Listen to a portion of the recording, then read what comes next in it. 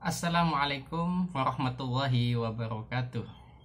Hai teman-teman sekalian, kita ketemu lagi di bukan bincang buku ya, kali ini di buku yang saya baca selama 1 bulan, yaitu pada bulan Juni 2020 kemarin. Kalau sebelumnya saya menayangkan pada bulan Mei 2020 kemarin, alhamdulillah saya sudah membaca kurang lebih 13 buku. Dan pada bulan Juni kemarin, alhamdulillah ya, ada 35 buku yang sudah berhasil saya tuntaskan, insya Allah. Nah, pada kesempatan kali ini saya akan sharing buku-buku apa saja yang sudah saya baca itu. Nah, mudah-mudahan bisa menambah informasi, menambah wawasan teman-teman sekalian, dan menambah semangat, motivasi tentunya. Ini yang paling penting untuk membaca, dan terus membaca. Karena katanya buku adalah jendela ilmu. Membaca adalah jendela ilmu. Maka agar kita merasakan betapa indahnya dunia ini, betapa segarnya udara, betapa kita akan merasakan bahagianya hidup, salah satunya adalah dengan banyak membaca. Jadi buku apa saja yang akan saya sampaikan, buku apa saja yang sudah saya baca selama 1 bulan ini? Ada 35 buku. Yang pertama, teman-teman sekalian, sudah saya siapkan ya bukunya. Yang pertama adalah buku, ini tebal sekali ya, buku seri di mata. Buku seri di mata, Pribadi Manusia Hatta. Ini satu set 12 jilid ya, 12 jilid. Isinya adalah tentang profil Bung Hatta ya, bagaimana sosok Bung Hatta di mata ya teman-temannya, sahabat-sahabatnya, keluarga-keluarganya, seperti itu. Jadi mulai dari anak beliau seperti itu, mulai dari sahabat dekatnya, kemudian perawat beliau, asisten beliau, dan seterusnya, bercerita dalam buku seri di mata ini. Ada 12 jilid ya. Nah, ini yang sudah, alhamdulillah sudah saya selesaikan, dan saya juga sudah membuat semacam ini ya, pengalaman ya. Silakan nanti bisa dilihat di blog saya www.rafifamir.net. Di situ saya tuliskan bagaimana pengalaman saya membaca 12 jilid buku ini. Nah, ini 12 buku yang pertama ya, seri di mata. Kemudian ada bukunya, nah ini bukunya Mao Zedong atau Mao Zedong. Ini adalah bapaknya komunis di Tiongkok ya, yang konon ya, ini ketika 1 bulan atau 2 bulan sebelum terjadinya G30 SPKI, Aidit bertemu dengan dia dan melakukan sebuah rencana kudeta atau pemberontakan yang kemudian meletus G30 SPK itu. Ini menurut sebagian orang atau sebagian pengamat ketika menilai tentang G30S. Jadi ada sebagian yang berpendapat bahwa Mao Zedong terlibat atau menjadi otak atau menjadi dalang dari terjadinya pemberontakan itu, karena dia yang semacam memberikan inspirasi kepada Aidit untuk melakukan pemberontakan seperti itu. Bukunya berjudul Kontradiksi. Sebenarnya dia bercerita tentang bagaimana di komunis di Soviet dan bagaimana komunis di Cina. Kemudian bagaimana terjadinya beberapa pergolakan di Cina antara partai komunis misalkan dengan partai Kuomintang seperti itu, yang sering terjadi konflik seperti itu. Kadang bersahabat, kadang konflik. Bagaimana partai komunis di Tiongkok memerankan peranannya di dalam pemerintahan, dan dia membahas berbagai kontradiksi yang ada di seputar perpolitikan di Tiongkok seperti itu. Nah, kemudian yang ke-14 ya, yang ke-14 judulnya Ikhtisar Sejarah Penemuan kertas. Nah, seni ilustrasi dan seni cetak mencetak. Nah, ini tipis ya, tapi ya lumayan informasinya. bagaimana di zaman Romawi, ya mulai di zaman Romawi sampai kemudian kertas ditemukan. Ketika orang-orang belum saat itu masih menggunakan hieroglif gitu ya. Dan diceritakan di buku ini ya. Itu tahun berapa ya? 3000 tahun ya. 300 tahun ya. 300 tahun sebelum Masehi. Ya, bayangkan 300 tahun sebelum Masehi orang sudah mulai berkomunikasi dengan tulisan. Kemudian buku yang ke-15, Di Balik Tragedi 1965. Nah, ini sudah saya buatkan reviewnya di Bincang Buku. Silakan nanti bisa dilihat di YouTube ini, dicari Di Balik Tragedi 1965, sehingga saya tidak perlu menjelaskan ulang ya. Kemudian yang berikutnya adalah berapa tadi? 16. Yang ke-16 adalah buku karya Voltaire. Judulnya apa ini? Candide ya. Jadi buku ini sangat satir sekali ya, berbicara tentang seorang tokoh ya yang apa ya, dia melakukan sebuah semacam petualangan gitu ya, semacam petualangan bagaimana dia terhindar dari kemalangan-kemalangan yang ditemukan seputar kehidupannya ketika dia memiliki sebuah tujuan untuk meraih cinta seorang gadis pujaannya. Nah, petualangan-petualangan itulah yang kemudian di sini menjadi menarik karena banyak berhubungan dengan kaum agamawan, kaum rohaniawan, berhubungan dengan tokoh-tokoh penting, tokoh-tokoh politik ya. Sehingga kemudian bagaimana diceritakan di situ terjadinya konflik demi konflik yang dialami oleh sang tokoh ini dalam pencarian dan mencapai tujuan-tujuan hidupnya.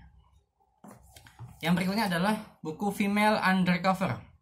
Buku Female Undercover ini ditulis oleh Nora Vincent, dan buku ini apa ya, sebenarnya ada kisah nyata seorang penulis ini yang dia mencoba untuk menjadi seorang lelaki. Jadi dia aslinya perempuan, kemudian mencoba untuk menjadi seorang lelaki. Bagaimana rasanya menjadi seorang lelaki? Dia ingin mencoba itu. Kemudian dia melakukan semacam eksperimen menjadi seorang lelaki, bertemu dengan banyak kalangan sampai dia masuk ke biara seperti itu, bertemu dengan para biarawan dan kemudian berbincang di sana, tidur di sana sampai kemudian dia mengaku bahwa dirinya adalah seorang perempuan. Pengalamannya banyak di sini. Menurut dia eksperimen ini ditujukan dia ingin tahu bagaimana rasanya menjadi seorang lelaki dan bagaimana kondisi laki-laki yang sebenarnya. Dan kesimpulannya menarik dalam buku ini. Dia mengatakan bahwa sebenarnya intinya ya, bahwa kita diciptakan ini sudah sesuai dengan fitrahnya, laki-laki sebagai laki-laki, perempuan sebagai perempuan, dan semuanya memiliki tanggung jawab, memiliki fitrahnya sendiri-sendiri seperti itu. Sehingga dia merasa kemudian memahami itu, dan kemudian dia mengatakan bahwa sesungguhnya ya, di bagian-bagian terakhir ini ya saya catat. Jadi dia mengatakan bahwa sebenarnya sulit menjadi seorang pria ya. Jadi ini sekaligus Nora ini ingin mengatakan pada para penganut feminisme ya, terutama ya, yang mengatakan bahwa seharusnya antara perempuan dan laki-laki itu setara, tidak ada yang berbeda, bahwa menjadi seorang laki-laki itu benar-benar sulit, benar-benar memiliki sebuah tanggung jawab, memiliki sebuah sesuatu yang memang berbeda dengan perempuan itu. Dia punya tanggung jawab ya. Semua punya kelebihan dan semua punya kekurangannya masing-masing gitu ya. Dan laki-laki, karena di sini laki-laki dituntut untuk lebih dari seorang perempuan dalam hal, terutama tentu saja dalam hal aktivitas-aktivitas yang berkaitan dengan fisik, maka beban yang dimiliki oleh seorang laki-laki tentu saja juga lebih berat. Tanggung jawab yang dipikul juga lebih berat. Nah, itu yang ingin disampaikan sebenarnya oleh Nora Vincent dalam bukunya ini. Kemudian, nah ini surat-surat cinta kepada Mai Ziyadah Gibran ya.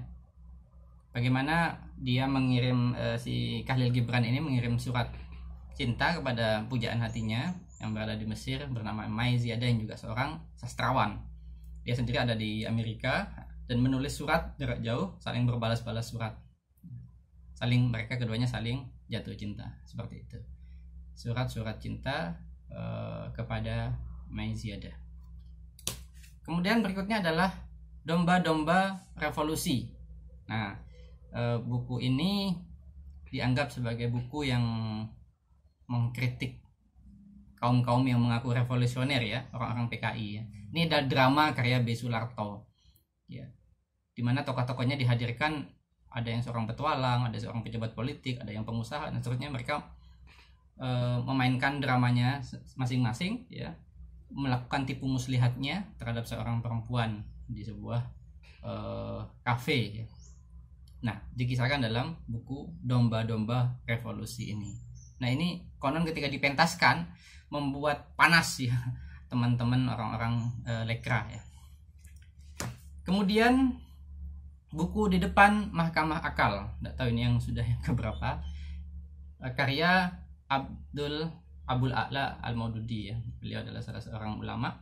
Nah, di sini beliau jelaskan ya tentang banyak hal, terutama bagaimana eksistensi manusia dan eksistensi alam semesta ini, sehingga beliau mencoba untuk membantah semua pemikiran-pemikiran yang menyangkal adanya Tuhan misalkan, atau kaum-kaum yang mencoba berpikir yang katanya rasional, sangat rasional ya, menyangkal bagaimana terjadinya alam semesta ini misalkan, seperti itu.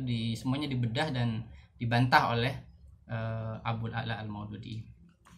Kemudian buku Khutbah dan Wasiat Umar bin Khattab ya. Khutbah dan Wasiat Umar bin Khattab. Ya, ini juga menarik bagaimana kisah-kisah Umar ada di sini ya.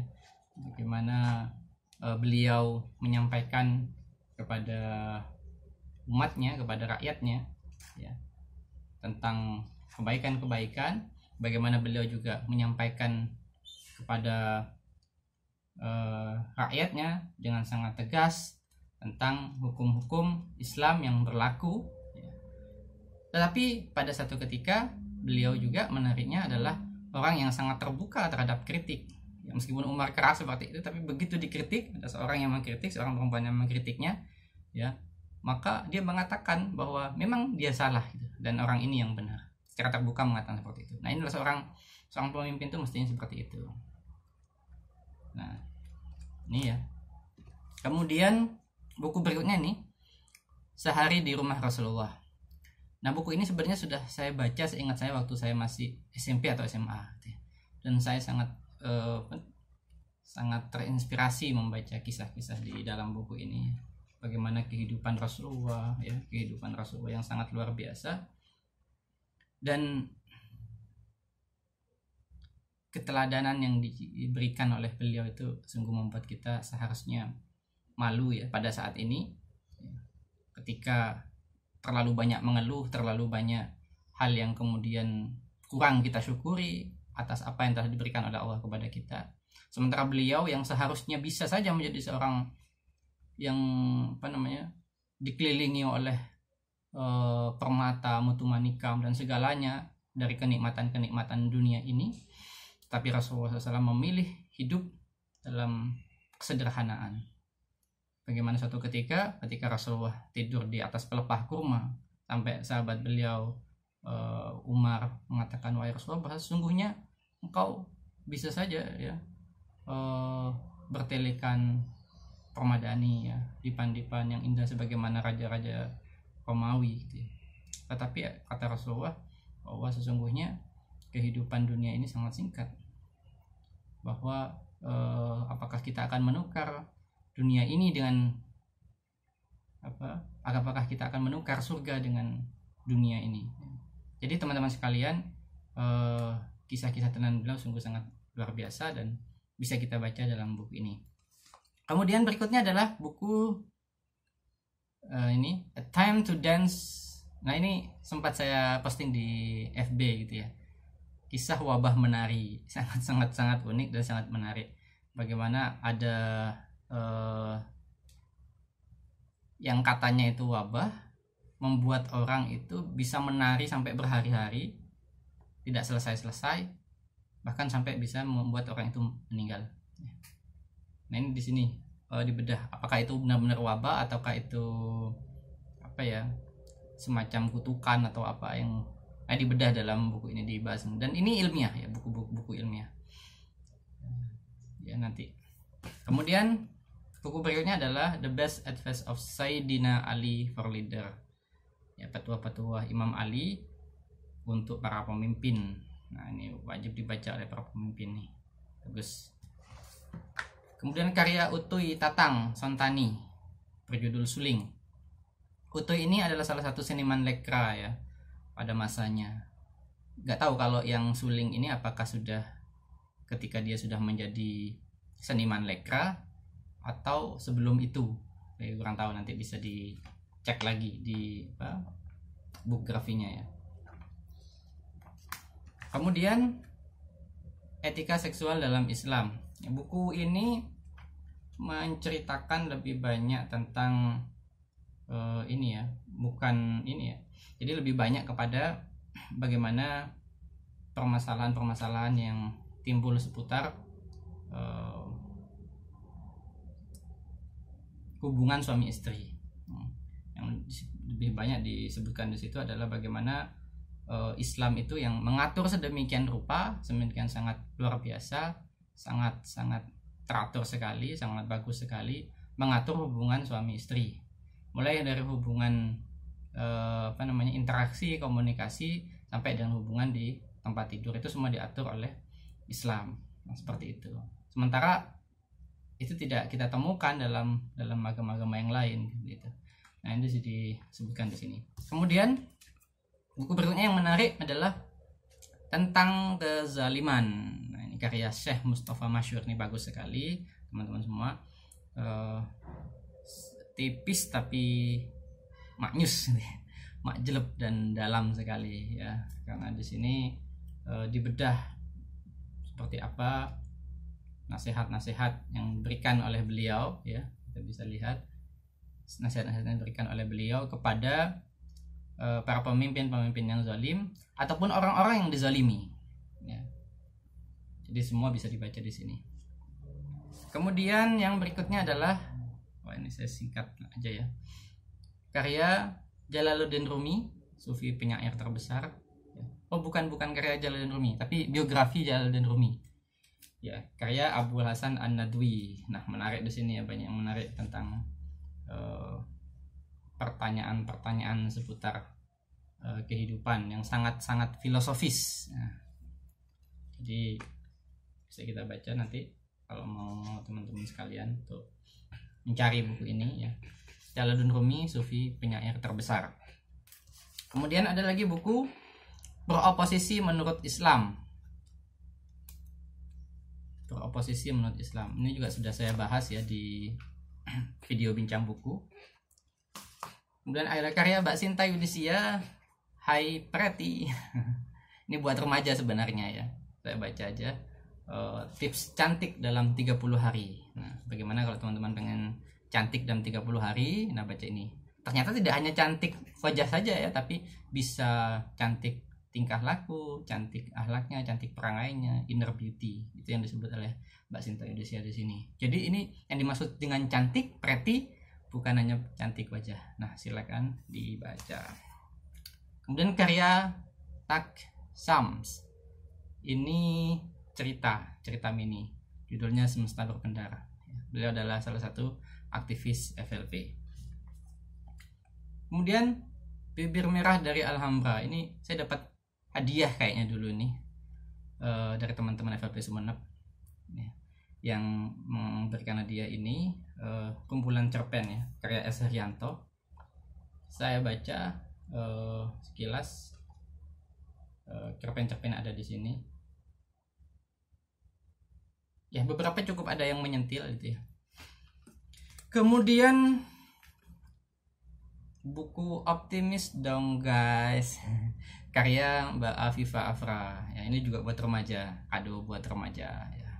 Karena saya masih remaja, karena saya masih merasa remaja, jadi saya baca ini. Jadi teman-teman silakan dibaca, bagus untuk anak remaja juga nih ya. Optimis dong guys. Kemudian surat terbuka untuk wanita. Nah, ini juga bagus sekali, banyak yang saya tanda ini. Karya Said Kutub dan Umar Jalmisani. Dan yang terakhir adalah Etika Bekerja dalam Islam, karya Dr. Abdul Aziz Al-Hayat.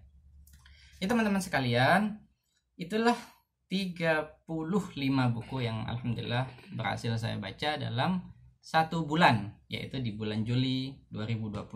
Nah, di bulan Agustus ini berapa? Apakah bisa sampai 35 buku lagi atau kurang atau lebih? Nah, kita nanti lihat di bulan September ketika kita berbincang seperti ini di edisi buku-buku yang sudah saya baca selama 1 bulan. Oke teman-teman semua, ke 35 buku itu ya, silakan bisa dicari kalau teman-teman tertarik. Ada beberapa 1-2 yang mungkin sangat saya rekomendasikan, sangat saya rekomendasikan kepada teman-teman semua, terutama buku-buku ini ya, biografi Hatta tadi ya, silakan cari itu. Agak susah mungkin nyarinya. Jadi teman-teman sekalian, itu 35 buku yang bisa teman-teman baca, mudah-mudahan bisa menginspirasi, menambah semangat kita untuk membaca, terus membaca sehari ya, minimal 100 halaman. Masa nggak bisa? Insya Allah bisa kok. Saya juga nggak banyak membaca, mengalokasikan waktunya 1 jam 2 jam gitu ya, cukup. Dan itu akan banyak memberikan energi bagi kita, entah itu semangat, entah itu renungan, entah itu memacu kita untuk produktif menulis. Karena sumber terbesar dari ide untuk kita menulis adalah buku bacaan. Jadi itu teman-teman ya, jangan lupa like, komen, dan subscribe channel ini. Mudah-mudahan saya bisa lebih banyak lagi berbagi, sharing kepada teman-teman semua, dan mudah-mudahan ada juga kritik dan saran yang masuk kepada saya sehingga bisa saya evaluasi untuk tayangan-tayangan berikutnya. Terima kasih. Assalamualaikum warahmatullahi wabarakatuh.